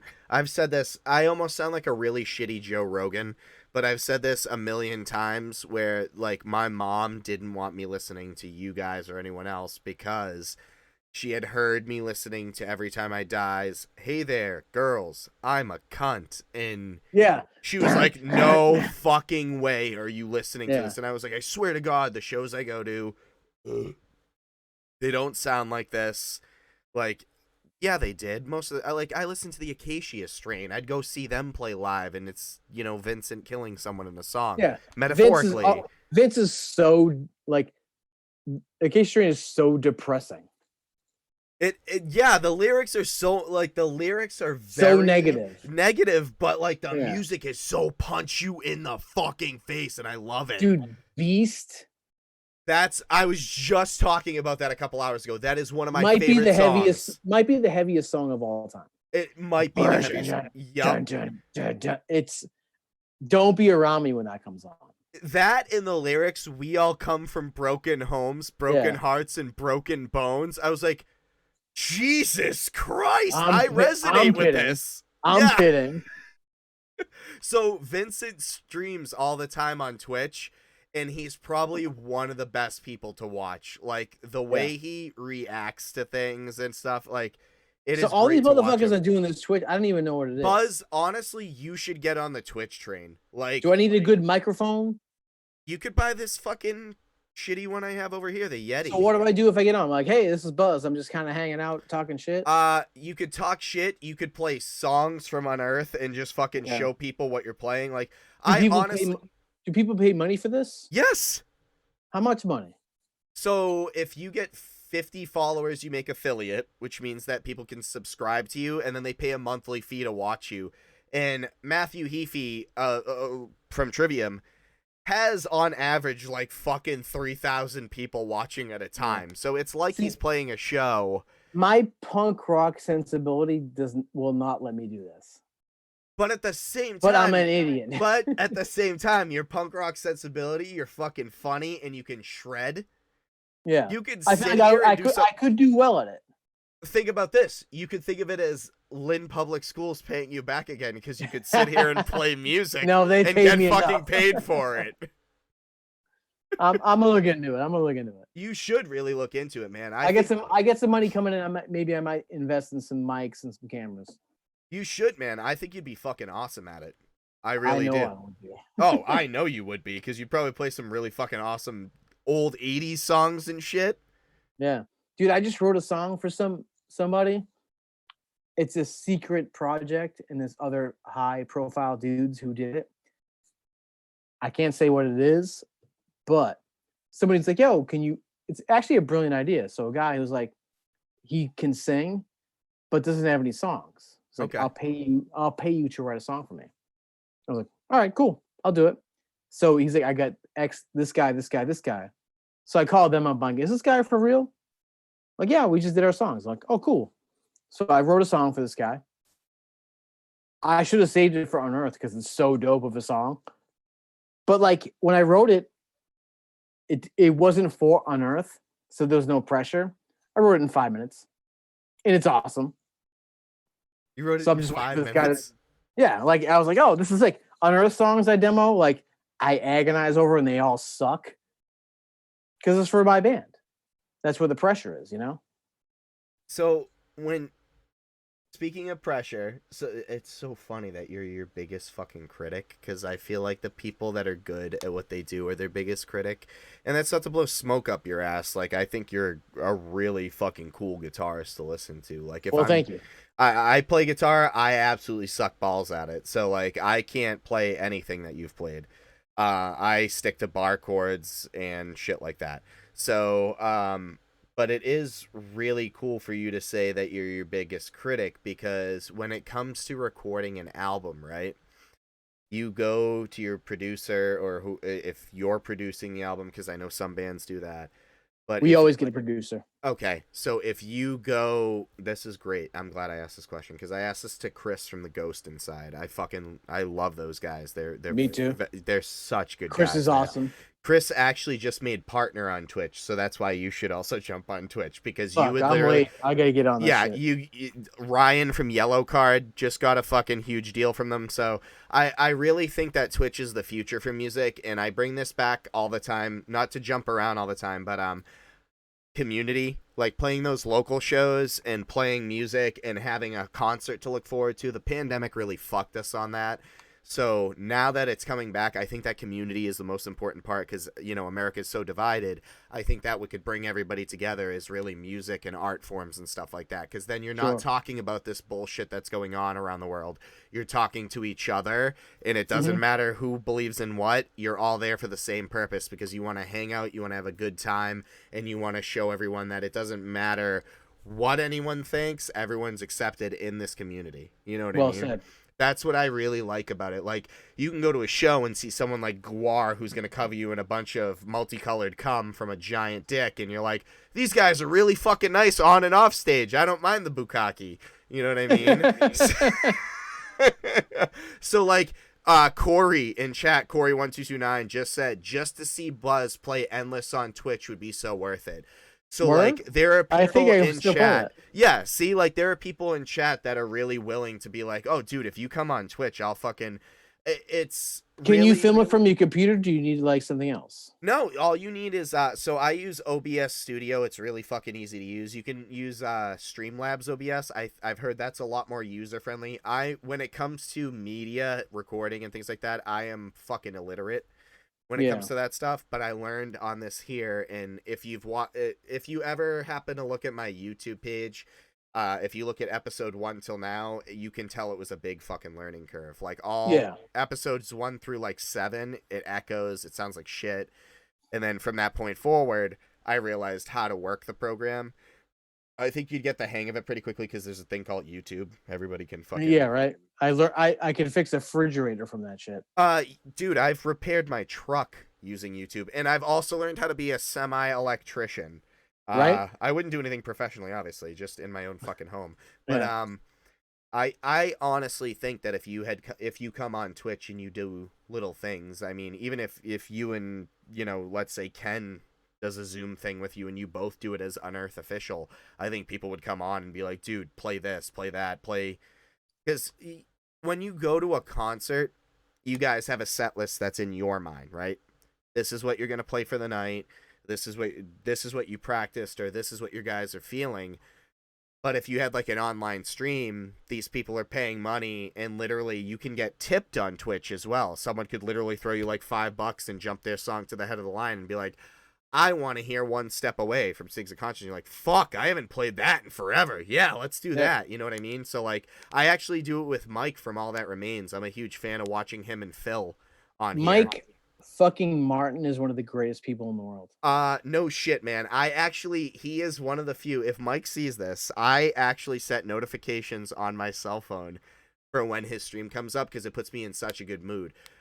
You can think of Twitch sort of like, remember like old AOL chat rooms for like metal music and stuff, where you could go in and like talk about albums and shit. Yeah. That's what Twitch is, but you're actually hanging out with the artist, and like I have a chat on the side here, and like people can just throw shit out and you're seeing it on your screen. You're like, Like Oh, I could kick it with you for all night, talk about records and like shit like oh, this. fuck yeah. That's Yeah. what it's about. All right. And people literally, one of the new things that a lot of people are doing is media shares, which is like having YouTube up in the background and you in the corner, and Yeah. people suggest music that you might not have heard of in the chat, and you're like, all right, this is a band I could fucking, And then I react to it. yeah. You don't Okay. have to react. You don't have to be like one of those fucking TikTok cringe reactors, but you could Okay. be like, all right, this fucks. So you could be like, all right, Yeah. there's way too many open notes in this. Like they're Yeah. playing. And I'm really good at that. it's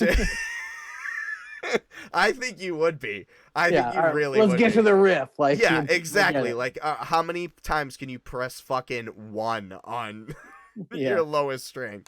So for you during this time during the pandemic, have you unplugged, or have you been writing, or have you been practicing? I've had a lot of musicians say that they've unplugged, but not completely. They've unplugged in the sense that they're not being as creative, but they feel like they don't have to forcefully be creative to come out with something on a deadline. I could have been way more productive, but I wasn't. I took it as a time to just take off and just hang out. Well, you I guys have are a always on tour. Yeah. So I mean, we're going to the studio in October.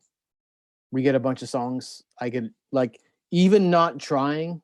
I have like 10 songs So so October, of Unearth this goes year. in the studio. Yeah, that's what on the schedule.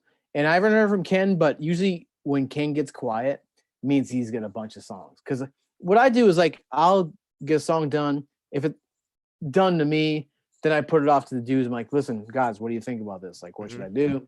So I always send him out. But Ken, what he does, he waits till he has like a whole album. It's like, check out all these jams. So we're gonna have some songs going into October. We'll have a new record out next year.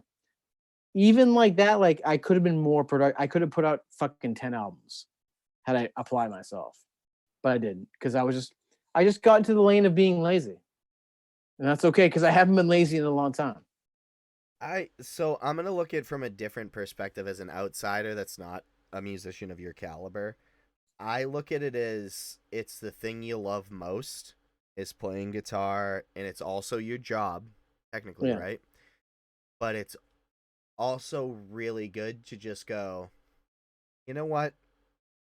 I do this all the fucking time. I've slept in parking lots. I've slept in vans. I've slept in random people's houses during tours when I was first starting out. Yeah. And right now, I can live comfortably. There's nothing bothering me. And yeah, there's this shit pandemic thing going on.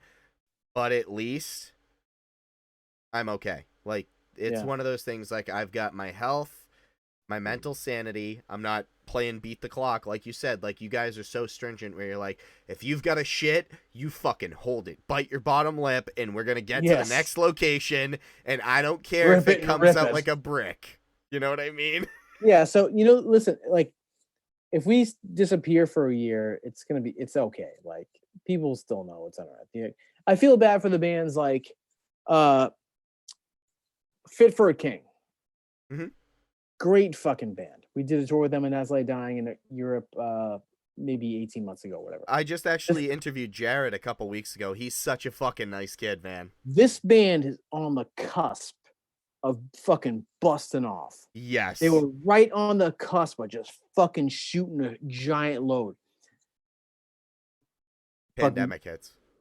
They were and I know what it's like to be like, all right, so you put out a record, your first record, generating some heat. All right, people were talking. Now your next record's come out. People are real fucking talking now. Like, it's getting really exciting. All right, let's jump off. We got tours lined up. It's gonna fucking blow the fuck up. Nope. Sit down. That must be fucking awful. It was so easy for me because I'm an old man and an old band. Doesn't really matter for us. But if this happened when we were about to put out the Oncoming Storm, oh yeah, we'd be like, what the fuck, like, and that I think that Fit for a King was like about to put out like their seminal record. I think it's out. I don't know. It might not even affect them because they're a great band. Mm-hmm. But it must suck. It must be such a blue balls moment. Oh, yeah. When you're like, oh, I'm in a brick everywhere. And then all of a sudden you're like, yeah, wait, we can't go anywhere? We have to stay Yeah, home. it's the worst. That like for me, for our band, like we've been around for a long time. Everybody, if you know who we are, you're still gonna know who we are. Right. But for new bands about to put out a record when this shit dropped, I feel bad for them.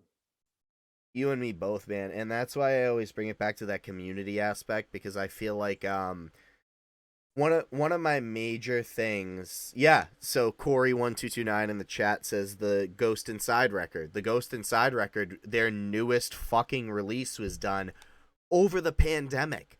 And Yeah. and yeah, that sucks. You can't fucking tour on it, but you know what really makes everyone feel better, and the band, probably not this band, but any band doesn't probably realize this at the time. What got us through this pandemic is probably that fucking album where we're listening to it, either True. staying at home or having to be someone on the front line going to work and being like, I'm going to listen to the fucking Aftermath and I'm going to go to work and kill it.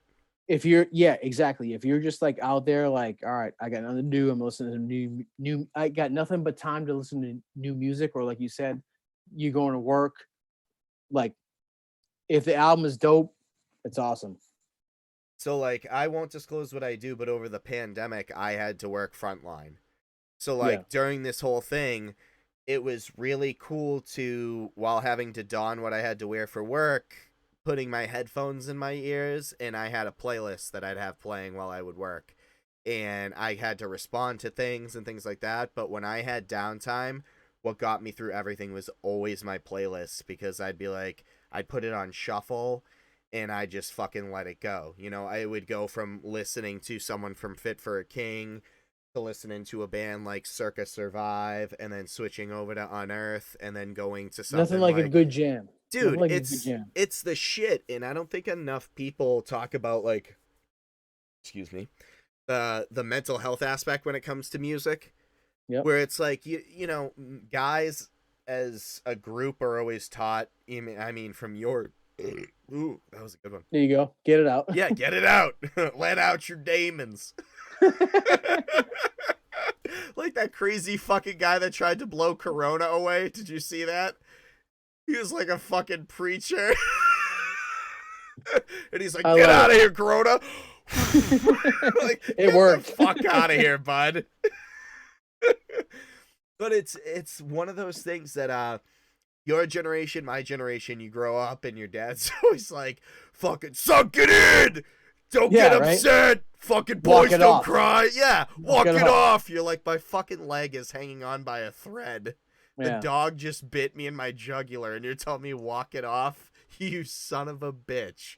And then you grow up and you're like, oh, people do have feelings. Like, whether it's gender-based or not, people do have feelings. Yeah. You know what I mean? You grow up like a fucking Dementor from Harry Potter, and then, and you get to a point where you're like, I'm going to Mr. Rogers the rest of my life, where I'm like, I want to be your neighbor. I want to be buddies, you know? Like, oh, it's okay to talk about how I feel? Yeah, exactly. Right? And especially in a metal community, there's that stigma of being, like you said, there were gnarly fucking dudes back in the day when you learned guitar. I think, but now I think it's different now. I think it's way more accepting, and it's so much better. It is so much better, because it's one of those things where it's like, people can be really heavy musicians, right?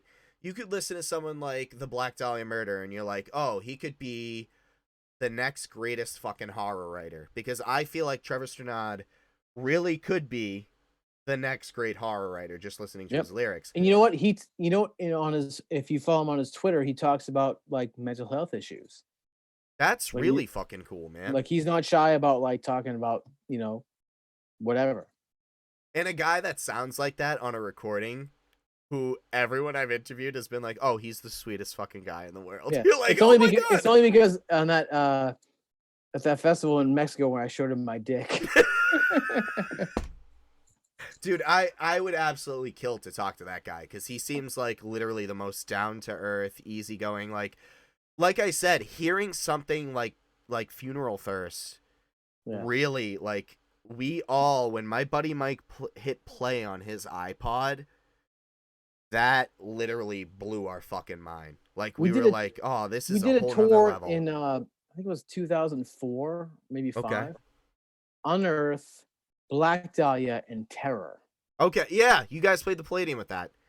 It was every show was sold out with 500 people waiting to get in. Yep. And they let them in back when you could let people in, like against fire codes. Mm-hmm. These were the most insane shows, but I couldn't watch either Black Dahlia or Terror Why? because so I think we headline that. So if you play last, I can't watch these bands. You know why? Because they're fucking exploding. So Oh, okay. if my show wasn't as good as that show, I get bummed. So what I would do is like I just would be at a restaurant while that shit went on, and Okay, then I so would go sort of play like my Kill show. Switch Engage. Kill Switch Yeah. Engage, I remember seeing them as a teenager across from the Palladium. They would stay at the fucking, like, the burger bar, like the Irish bar that's across the street from the Palladium. Because no, it was just because like the bands we were on tour with were so fucking hot and blazing Oh, okay. that it was like the crowd was going and they went nuts for us too. But like the whole show was insane. But for me and Ken, like we can't watch them play because it would get into our heads. Really? Because if it wasn't that or better, we would think we were doing bad. Craziest Because they're fucking thing so I've ever good. heard. They're so good. That whole tour, every show was sold out to the gills, and it was even when we played, it was fucking bananas. But Terror, come on, people are going bananas. I would walk down from the dressing room and like peek out, like I can't watch, because there'd be people flying out of the sky into the fucking crowd. I'm like, I can't see this because I got to do a show. Like it has to be like because we're selfish. It has to be about us, you know. Some of my favorite quotes of all time are from Scott Vogel.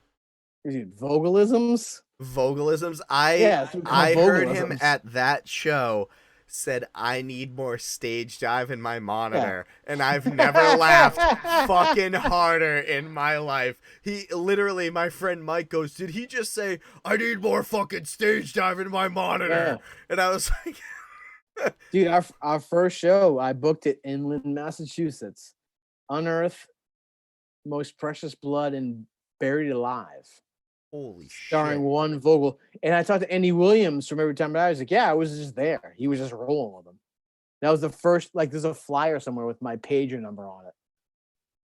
That's fucking Because it was like, I was talking to somebody, like, I'm like, how do you get on shows? Like, well, you book your own show and then somebody owes you a favor. So I got a number from a guy who does shows. Like, you want the Buried Alive, Most Precious Blood tour, or not, Indecision, or no, All or Buried Alive. That was the show. okay. I was like, yeah, give me the show. It was like $500 for the whole package. I was like, shit, let's do it. Awesome. And that's how we get on. I found some guy's number, booked a show with other bands from out of town. Now we're on. Now other bands owe us favors. Now we're in Long Island. Now we're going over here. And in the Northeast, you can play everywhere. Yeah. Like the weekend, you know? So was that one of the things that really got you going, was the amount of available shows where you're like, oh, because what Chris had said from the Ghost Inside was in his local area, there really wasn't this big shining show. I feel like in New England, we're fucking spoiled because you can like, go everywhere. There's so many scenes. I remember going to a show at like the Lynn Arts Space, and then going from the fucking Lynn Arts Space to going like Gloucester and then down to Boston to see someone in the middle of the night. Yeah. You know what I mean? You're like, wait, you could go so many places you can play just here, not to mention Maine, Vermont, New Jersey, Rhode Island, like New York City. Like, so many spots. Like you just do it in a weekend. It's very we used to do 2 shows a night, like, and just fucking rip it because we'd love to play. So I won't keep you much longer. I know you probably got shit to do. So for you during this whole pandemic, you said that, you know, you weren't as productive as you wanted to be, but you guys are going to go into the studio in October. You're going to start recording. During this time that you've had ideas stewing in your head, is it more so, you know, going for that let's fit complication into it? Or are you looking at melodic? Are you looking at, are there bands that you listen to over this pandemic that kind of influence you where you're like, I think I want to take my writing in this genre or this direction? Or The Because Bachelor everyone's songs, obsessed with the genty shit. You know what I mean? Like yes, everything has to which is be gent. cool. I'm not big Dude, on. I love genty shit. Like, don't get me wrong. I have a huge batch of songs, about 7 to 10, that are classic Unearth songs. Okay, classic. Let's In which album? What do you mean? Like, maybe the March era, like okay, maybe My Will Be Done style of that. I want to Or talk about maybe that song too. so I have a bunch of songs, like I have a formula. It's all kind of that. So I have that done. Okay, I have a bunch of songs like that. Maybe 5 of them are good. I'm at the point now. I'm like, I can't do that anymore. I want to do something weird and different now. So I have I have those songs locked up, okay. but I want to now start to. Sorry, burps. It's ASMR. We're good. So yeah, right. So now, like, I feel like I get a lot of the regular Unearth shit buttoned up. Now I'm gonna get weird, try weird shit, Weird shit. So which I like think feels good to me. that feels good to you, but like Yeah. going back to My Will Be Done, where the fuck did you come up with the intro for that song? I have a story for it. Have you ever heard a band called Decapitated? Yes. So the sweet part, Yep. I had that for a year. I'm like, what do I do for the rhythm underneath it? I would do in like open chords, like da Okay. da, and I was like, this is just not working. This is a sick fucking part. Like, but I can't get the rhythm for it. And what's the Decapitated song? Dun, dun, dun, dun, dun, Yep. dun, dun. I stole that. Dun, dun, dun, dun, dun, dun, dun. I took that basically and cut it up and fucking made the rhythm for that. And I remember when I figured it out, just straight to the bass, dun, dun, Yep. dun, dun, dun, dun. Over the sweep part. I had that part for a year. And I knew the sweep was dope. I knew it was dope, but I just didn't have the under fucking rhythm for it. And I stole it from Decapitated. And I remember I put it on loop and I stood up and I ran around my fucking room. I'm like, this is it. I fucking did it. I ran around like this. You fucking found it. And it was like, everyone was like, yep, that's 3 million views on YouTube. Everyone's like, that's the fucking shit. And I went in the studio and we harmonized it. And now it's popping. Dude, that fucking riff when I got a text from a buddy of mine named Joe, and he literally said to me, he goes, "Have you heard My Will Be Done?" I go, "No." And this kid is one of the best guitarists I know, personally know. And he goes, "I'm fucking hanging it up." And I go, "What do you mean?" And he sends me the song, and I go, "Are you fucking shitting me?" And he goes, "It's fucking Buzz McGrath's fault that I'm not." Dude, I'm it's a not hard doing thing this to play. It's anymore. hard to play. It took me a year to even play it, and then a year to figure out how to fucking do the rhythm to it. It's fucking hard. And if you hear me play it live, it's not great. I did play it live with somebody blindfolded, but I can do it on a good day. God damn, man. So one of my favorite riffs of all time, and it's a very small section, is from Sanctity of Brothers. Yep. Zool Diamond says hello there. Hello, Zool. So Sanctity of Brothers, I don't know what it is, but the it's so fucking uplifting that I'm like, oh, this puts me in a good mood. Like I feel Dude, like that was back when we used to write songs in the same room with each other. okay, so I want you to talk about that. Let's talk about that. Now we just write songs on the computer and send them to each other. Okay. Back when we wrote that, we would be just suffering in a room together with the riffs you brought from home. So like stuff you just wrote at home and you're like trying to piece together? Yeah, because there was no computers. You would have to go to the practice spot. Now we write. I write on this computer that I'm looking through at you at. I have drum programs. It's way easier, but you don't have the same vibe as being in the room and suffering through it. Okay. Okay. So that's a good riff. Dude, that riff makes me so happy because besides Cutman that you guys have, that song also reminds me of Mega Man. Like Sanctity of Brothers and Cutman both remind me of Mega Man, but for you, playing throughout like your entirety of Unearth and, you know, coming up with these riffs and being like, you know, are there things that you bounce off Ken where you're like, hey, I came up with this really cool lead, but I have no idea where to take it? Is Ken one of those people where he's just like, oh, I got you, or he's like, let me think about it, or is it a very natural process between the two of you? Because I feel like it is, because the way that you guys both fucking joke, I feel like you're clones of each other, but two totally different people at the same time. Ken's dope because like now he's more of like he's produced a bunch of records for people.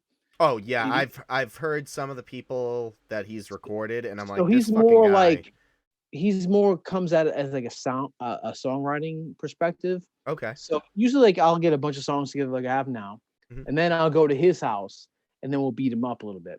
Okay. So what like our last record, uh Extinctions, the song Incinerate, the opening track. I love that fucking song, by the way. So it the way I had it, it was like and it just came in. Ken was like, Ken came up with that that tom part, Okay. which really took the song into another direction. If I Well, hadn't showed him that, the song might have been whack. it gets your heart going. That Tom Yeah, part gets your heart going. Where you're like, because ooh, I where's was like, this I just going? had the riff and like it was just gonna go into it, and then he started like he had the song on his computer and he started putting Tom. And That's I fucking was like, cool. I was like, holy shit! Now it's a fucking riff. So that's why you want to get with your homies on some shit, you know? Because like I can get it going, but I might not be that dope. I don't know, man. That did you come up with My Will Be Done, and then you were just fucking? Was that something just? How did My Will? That's my biggest question. Is like, how did something like going from one step away to getting to something like My Will Be Done? You know what I mean? Like, were I you think just I always practice. I always loved arpeggios. That's my thing. okay? Anytime you hear an arpeggio on Earth record, it's me. Like that's I base a lot of my sound around that. Okay. And My Will Be Done with the tap. I think that was something I got from like an Ollie Herbert lesson Okay. on some sort of guitar world thing, and I didn't really know how to like sweep and then tap on it. And I think I got that from him. And then I had that for a long time, and like I said, I couldn't figure out the rhythm for it. And then when I did, that was it was the rhythm. So fucking rad, man. So I'll only hold you hostage for a couple more minutes. For you during your time in Unearth and during your time touring and things like that, what are some little things that you've taken for granted that when you're on tour you're like, fuck, I miss this right now? Like obviously a shower is like one of those things that you really love when you're on tour, but what are some On things? tour, Yeah. Are you just happy to be on yeah, I tour or don't miss anything on tour. I'm really? I'm made for it. Like I love it out there. I'm so made for it. Like I said, I just rented a van last week and drove around for 2 weeks camping everywhere on the East Coast because I am coming up on I've been on tour for as long as I haven't been. You know what I mean? Like I've been on tour for 20 years. I'm about to be 45. I've been on tour for maybe 22 years. So this whole pandemic, I haven't been doing anything. I'm just sitting around. So I got in a van and just drove around and camped out and just drove. Like I just got home 2 days ago, just because I love the road. That's awesome. I And I I think love the road. I don't think enough people appreciate how big America is and how you can go state to state to state and find different There's completely so much different cultures. awesome shit. Yeah, we live it Yeah. like everyone's always like, "Oh, I want to go to Europe." It's like you have a lot of states that you Yeah. can fucking drive through. Take a drive to like Tennessee or Eastern or Western North Carolina. Like, and I only went because these are places I've been to on tour, but didn't get to stay long enough. So I Right. was like, I know exactly where to go and I'll just cruise out. And I caught a fish and ate it. Yeah. See? Like what the I'm not a fuck? woodsman. Yeah. Exactly. Exactly. You're trying something new. So Yeah. like while we wrap this whole thing up, What are some things during your time during the pandemic you're pretty thankful for that, maybe once you're back out on the road, you're gonna do a lot more of that? Good question. Not make fun of my friends. In like a negative? I don't know. I bust my friend's balls pretty fucking bad. I do too. It's- Maybe I should. That's what I'm saying. Maybe I should dial it back a little bit. yeah, but then you won't be remembered for some of the fucked up shit you might say to them. Yeah. Uh, try to be nicer. I think I think that's my goal too, is a to lot be of a little times, like, nicer. because I'm like you, I'm busting balls hard. Yeah. Sometimes maybe I go a little too hard. Maybe people are like, is he real? Like, so I just want to be nice, be positive, and be positive. I think. At my big boy job, a lot of people are like, I don't talk to you for the fact that you look like a cunt every time I look over at you. Like, you look angry all the time. And I'm like, Yeah. oh no, I'm usually just fucking zoned out or. Yeah, just, I have resting bitch face all the time. you and me both, man. So to wrap it up tonight, what are some things you want to leave chat and the world with during this fucking time of craziness and, aliens exist. Tom DeLonge was right. He was right, wasn't he? Yeah, everyone busted his fucking balls, and Yeah. now everyone's like, Look. "Oh, we should probably get Blink back together." Let's get about aliens like for 20 seconds. You want to They're talk gonna about? say Wait! Before we No. wrap this up, do you want to talk about aliens? 20 seconds. Okay. They're gonna unleash it like, yeah, we know about aliens, but no one's gonna care. No one's gonna give a shit. No Yeah. one's gonna. Do you Which know why? sucks. Do you want to hear my theory on why we're seeing a lot more of this? Go for it. Because they're probably higher versions of us, and they're probably going, before these chimps fucking blow each other up, let's intervene and show them there's probably a couple things we can resolve before you ruin this little place. All these things that we're seeing, like the Navy seeing, Yep. These are just probes. There's no one on those. Yeah. There's no beings. These All are right. just probes. I'll You know, agree we send probes out. Why would you Yep. send probe? Look, if you want to stay up till fucking 5 a.m, we could do this. But I gotta go pee. That time I became best friends with Buzz McGrath. Awesome. Dude, I had a great time with it, man. Thank you so much. I appreciate you. I really appreciate you doing this. It's really hard to just like message people on Instagram and be like, "Hey, would you do my really fucking small?" Yeah, I get it. And it's one of those things where it's like, I'm not doing this to be famous or anything. I'm just doing it because, as someone who wasn't a good musician and still isn't, it fascinates me that people don't understand that you start out in this local scene that's built on community and everyone being a part of it. And there is no separation. There is no disagreement. You meet a lot of weird fucking people, a lot of interesting people, but at the end of the day, you can shake hands and walk away, and there's no disagreement there. Yeah, dude, you're cool. I had a great time. I'll do it again with you in a month if you want to talk about aliens. Let's do it. How about we do that? Yeah. I'll message you, and we'll do a date, and we'll do a whole fucking conspiracy theory Whole podcast. alien fucking, I'm down. I'm down. So let's do that. Wait.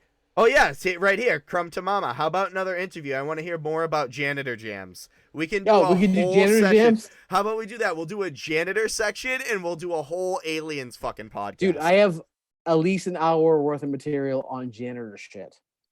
Oh, fucking done deal. How about this? I'll send you an even bigger box of beer. Sounds good to me. Sounds good to me. Well, Buzz, thank you for coming on Bands, Brews, and BS, and I really look forward to talking to you in the future, buddy. I hope you have a great night. Good to see you, man. Thank you so much. Good to see you. Have a good night, buddy. You too. Bye.